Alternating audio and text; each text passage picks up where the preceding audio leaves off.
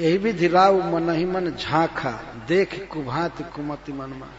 तो राजा दशरथ ऐसे सिर पर हाथ रख कर सोचने लगे कि कैकेयी ने जो मांगा है बहुत बुरी तरह से मांगा है, और उसके कपट को पहचानने लगे कि बाप रे बाप, इस तरह से मधुर वचन बोलती है, इतना कपट, इतना जहर इसके हृदय में भरा हुआ है। देख कुभांति कुमति मन मांग। इस तरह से जब सोच कर रहे थे राजा दशरथ, और बहुत चिंता में पड़ गए, तब वो बोली। महाराज को बोली नहीं निकल रही थी, एकदम सहम गए, नहीं कछु कही आवा, कुछ नहीं कहे। तब वो बोलती है, जोर से बोलती है, भरत की राउर पूत न होही, आने मोल विसाही की मोही। क्या भरत राउर पूत ना हो? इस तरह से बोलती है। भरत आपका पुत्र नहीं है? हमको खरीद कर लाए थे क्या? मेरा विवाह आपसे नहीं हुआ है, मैं आपकी विवाहिता पत्नी नहीं हूं। राजा दशरथ तो शोक में डूबे हुए हैं और ऊपर से बोलना चालू की, ये कह दो ना कि भरत तुम्हारा लड़का नहीं है।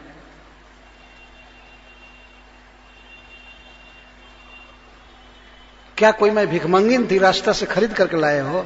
मैं भी एक राजा की बेटी हूं। तुम इस तरह से, अगर तुमको मेरी बात बाण जैसी लगी तो पहले संभाल कर क्यों नहीं बोला? देखिए तुरंत खुल गए वो कपटपूर्ण व्यवहार, तुरंत। अब जब वर दे दिया उन्होंने, वचनबद्ध हो गए, तब इस तरह से बोलती, भरत की राउर पूत न होई। जोर जोर से स्क्रीम्ड आउट, चिल्लाने लगी, क्या भरत तुम्हारा लड़का नहीं है? और महाराज अकेले हैं। तो आदमी क्रोध में होता है तो बहुत जोर से बोलने लगता है। आने हूं मोल विसाही की मोही, मोल खरीद कर, पैसा खरीद करके लाए थे क्या? हम पैसा देकर खरीदे थे हमको?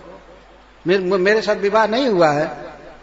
और जो सुनी सरसम लाग तुम्हारे, काहे न बोलहूं वचन संहारे। जब मेरी बात तुमको बाण जैसी लगी, ये हालत हो गई, रो रहे हो, सोच में पड़ गए, तो संभाल करके क्यों नहीं बोला करते हो? इस तरह से बोल रही है। काहे न बोलहूं वचन संहारे, संभाल करके क्यों नहीं बोलते हो? दे हूं उत्तर अनुकहों की नाही, सत्य संध तुम रघुकुल माही। अभी बोल रहे थे ना कि मैं रघुवंशी हूं, और रघुवंशी के प्राण भले चले जाते हैं, वचन नहीं जाता है, तो उत्तर दो, क्यों नहीं बोल रहे हो? दे हूं उत्तर अनुकरहूं की नाही, मैं जो मांग रही हूं उसको दो, और नहीं तो कहो सीधा कि नहीं, नहीं दूंगा। दो में से एक बोलो। दे हूं उत्तर अनुकहों की नाही, सत्य संध तुम रघुकुल माही। रघुवंशी हो ना, सत्य प्रतिज्ञा होती है ना रघुवंशियों की। अभी अभी तुमने कितना सत्य की सराहना किया। देन कहे बर, देन कहे अब जनिबर देहूं, तजहूं सत्य जग अपजस ले। देने को कहे ना तो मत दो, देने को कहे स्वयं मत दो, और सत्य को छोड़ो और दुनिया में बदनामी लो।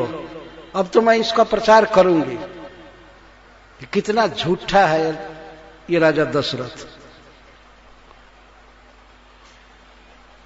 इस तरह से बोल रही है। राजा दशरथ शोक में डूबे हुए हैं, कहती है कि उत्तर दो, उत्तर दो, मतलब मेरी बात का समर्थन करो कि तुमने दिया वर, अथवा ये भी कहो कि नहीं दूंगा। तजहु सत्य जग अपजस ले, सत्य छोड़ो, दुनिया में बदनामी लो, अपजस लो। सत्य सराही कहे वर देना, जान ही ले यही मांगी चबेना। सत्य की सराहना कर रहे थे ना, सत्य सबसे बड़ा पुण्य है, सबसे बड़ा पर्वत के समान पुण्य है, सत्य के समान कुछ भी नहीं है। तो सत्य की सराहना कर रहे थे ना, और ये कह रहे थे कि मैं भूल गया, तुम्हारा दोष है। तो ठीक है, भूल गए थे, आज मांगी ना, दो ही मांगी ना, तुम तो चार कह रहे थे मांगने के लिए ना।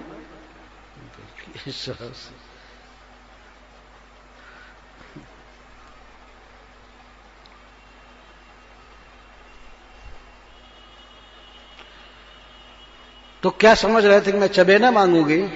सत्य की सराहना करके कहते हैं मांगो मांगो मांगो मांगो। तो क्या समझते थे कि 2-4 मुट्ठी चन्ना मांगूंगी, चबेना मांगूंगी, यही सोच रहे थे। शिवी दधी चिबली जो कछु भाखा, तन धन तजयु बचन पन राख। पढ़ा है कि नहीं इतिहास, वेद पुराण? महाराज शिवी, दधीची ऋषि और बलि महाराज जो कुछ कहे अपना तन और धन दे करके वचन पूरा किए। पढ़े हो ना? बाप, इस तरह से स्त्री डांट रही है राजा को। शिवी महाराज एक कबूतर के प्राण की रक्षा के लिए अपने शरीर का मांस दे दिए, तन तज।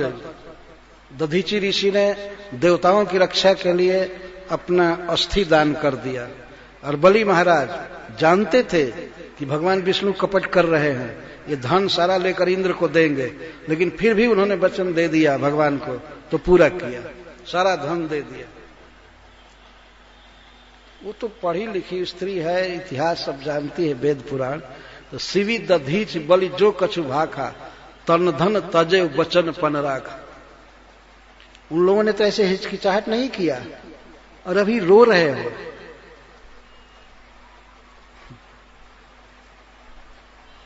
इतिहास बता रही है, जब दान करने चले तो इस तरह दान करो।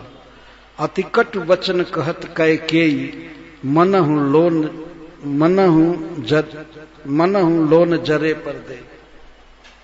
बहुत कठोर बोल रही थी, इस तरह की अनेक कठोर बातें बोल रही थी और महाराज दशरथ ऐसे शोक में डूबे हुए थे। ऐसा लगता था जैसे जरे पर नमक डाल रही है कैकेयी।